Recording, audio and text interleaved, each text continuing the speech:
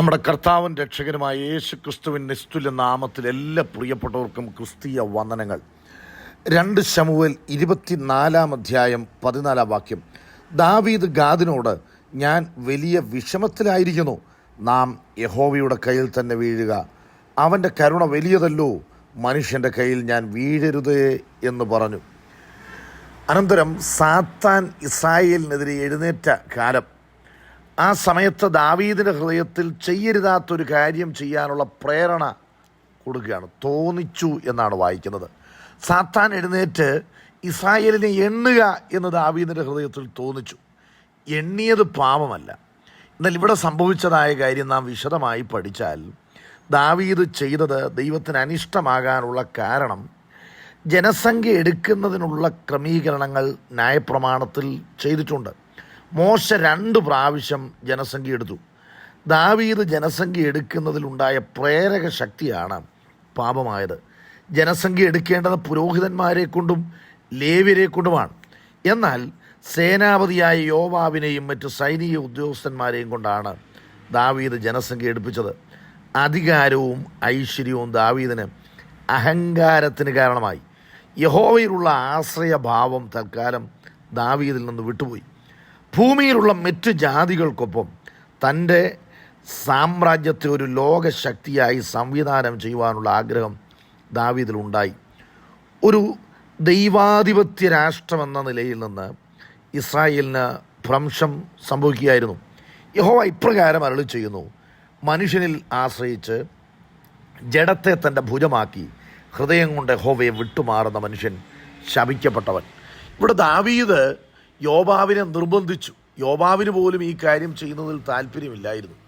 എന്നാൽ രാജകൽപ്പനയെ മറുക്കാൻ കഴിയാതിരുന്നതുകൊണ്ട് യോവാബ് പോയി കണക്കെടുക്കുന്നുണ്ട്. ഇവിടെ ജനസംഖ്യ എടുപ്പല്ല നടക്കുന്നത്, മറിച്ച് പട്ടാളക്കാരുടെ കണക്കാണ് അവിടെ എടുക്കുന്നത്.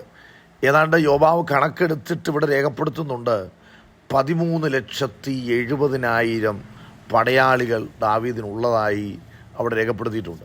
എന്തിനാണ് ഈ പടയാളികളുടെ കണക്ക് ദാവീദ് എടുക്കുന്നത്? അതിൻ്റെ ഉദ്ദേശശുദ്ധി അത് വേറെയായിരുന്നു. എനിക്കിത്രയും ആൾബലമുണ്ട് എന്ന് കാണിക്കാൻ, അതിൽ അഹങ്കരിക്കുന്നതിന് വേണ്ടിയായിരുന്നു. അപ്പോൾ എത്ര ഭക്തനായാലും കാര്യങ്ങളെല്ലാം ചെയ്തു വരുന്നതായ സമയങ്ങളിൽ ചെയ്യുന്നതായ എല്ലാ വിഷയങ്ങളും ശരിയാകണമെന്നില്ല. ഓരോ വിഷയം ചെയ്യുമ്പോഴും അത് ദൈവത്തിൻ്റെ ഹിതമാണോ, ആ പ്രേരണയുടെ പുറകിൽ ദൈവാത്മാവാണോ എന്ന് വിലയിരുത്തി ദൈവത്തോട് ആലോചന ചോദിച്ചിട്ട് വേണം അത് ചെയ്യുവാനായിട്ട്. എന്നാൽ ഈ ഒരു കാര്യം നിമിത്തം സംഭവിച്ചതെന്താ? 10 മാസത്തോളം ഇത് ചെയ്തിട്ട് ദാവീദ് മൗനമായിരുന്നു. പിന്നത്തേതിൽ തൻ്റെ മനസ്സിൽ കുത്തലുണ്ടായി. അത് നല്ല കാര്യമാണ്.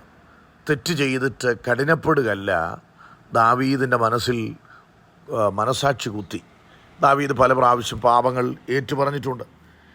ഇവിടെ ഗാദ് പ്രവാചകനെ യഹോവയായ ദൈവം ദാവീദിൻ്റെ അരികിൽ അയച്ചു. 3 കാര്യങ്ങളാണ് ദൈവം വെച്ചിരിക്കുന്നത്. ഒന്നാമതായിട്ട് യഹോവയായ ദൈവം പറഞ്ഞിരിക്കുന്നത് 7 വർഷം തുടരെയുള്ള ക്ഷാമം. രണ്ടാമത് 3 മാസം ശത്രുക്കൾ നിന്നെ പിന്തുടരുകയും നിരന്തര പരാജയം നിൻ്റെ ജീവിതത്തിൽ വരികയും ശത്രുക്കളുടെ മുൻപിൽ പിടിച്ചു നിൽക്കാൻ കഴിയാതെ പിന്തിരിഞ്ഞോടുകയും ചെയ്യുന്ന കാര്യം. മൂന്നാമതായിട്ട് പറയുന്നു 3 ദിവസം ദേശത്തെ മഹാമാരി, മഹാവ്യാധി. ദാവീദ് ഇപ്പോൾ പറയുകയാണ്, ഏതായാലും 3 കാര്യവും സന്തോഷമല്ല, വളരെ ദുഃഖമുളവാക്കുന്ന, സങ്കടമുളവാക്കുന്ന, കഷ്ടം നിറഞ്ഞ ശിക്ഷാ നടപടികളാണ് ദൈവം പറഞ്ഞിരിക്കുന്നത്. എന്നാൽ ദാവീദ് അവിടെ പറയുന്നു, ഞാൻ മനുഷ്യൻ്റെ കയ്യിൽ വീഴരുതേ, ഞാൻ ദൈവത്തിൻ്റെ കയ്യിലേ വീഴാവൂ. കാരണം എന്താണെന്നറിയാമോ? മനുഷ്യൻ ഏതെങ്കിലും പിഴവുകൾ സംഭവിച്ചാൽ ഒതുക്കാൻ പറ്റുന്ന ഏത് മാർഗവും ഉപയോഗിച്ച് ഇല്ലാതാക്കാനായിട്ട് ശ്രമിക്കും. ദൈവം പറഞ്ഞതിനപ്പുറമായിട്ടുള്ള കാര്യങ്ങൾ മനുഷ്യൻ ചെയ്യും. എന്നാൽ ദൈവത്തിൻ്റെ പ്രത്യേകത എന്താ? ദാവീദ് ദൈവത്തിൻ്റെ കയ്യിലാണ് വീണത്. 3 ദിവസത്തെ മഹാമാരിയാണ് തിരഞ്ഞെടുത്തത്. ദൈവത്തിൻ്റെ കയ്യിൽ ദാവീദ് വീണു.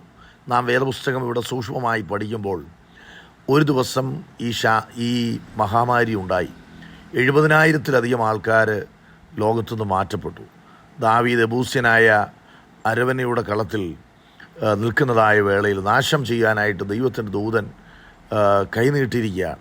ദാവീദ് അവിടെ നിലവിളിക്കുന്നുണ്ട്, യഹോവേ, പാപം ചെയ്ത തെറ്റ് ചെയ്ത ആൾ ഞാനാ എന്ന് പറഞ്ഞുകൊണ്ട് തൻ്റെ തെറ്റും കുറ്റവും ഏറ്റുപറയുമ്പോൾ യഹോവയായ ദൈവം നാശക ദൂതനോട് പറയുകയാണ്, യെരൂശലേമിനെതിരെ നീ നാശം ചെയ്യേണ്ട, നിൻ്റെ കൈ ഉറയിലിടുക എന്ന് പറയുകയാണ്. പ്രിയപ്പെട്ടവരെ, തുടർന്ന് ദാവീദ് പ്രായശ്ചിത്തം ചെയ്യുന്നുണ്ട്.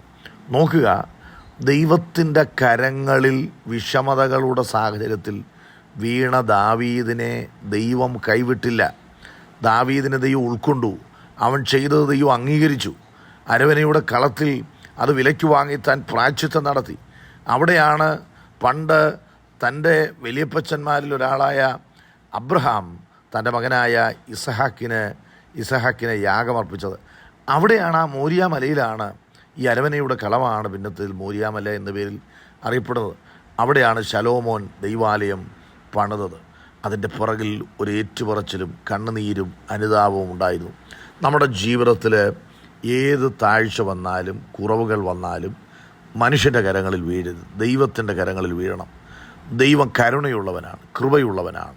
ആ ദൈവം നമ്മെ നിശ്ചയമായി ഏത് പരാജയത്തിൻ്റെ നെല്ലിപ്പലകകൾ നിങ്ങൾ കണ്ടാലും അവിവേക പ്രവർത്തികളൊന്നും ചിന്തിക്കേണ്ട. അവിടുന്ന് നമ്മെ മടക്കി വരുത്താൻ ദൈവത്തിന് കഴിയും. ദൈവത്തിൽ ആശ്രയിക്കാം. ഈ വചനങ്ങളാൽ ദൈവം നമ്മെ അനുഗ്രഹിക്കട്ടെ.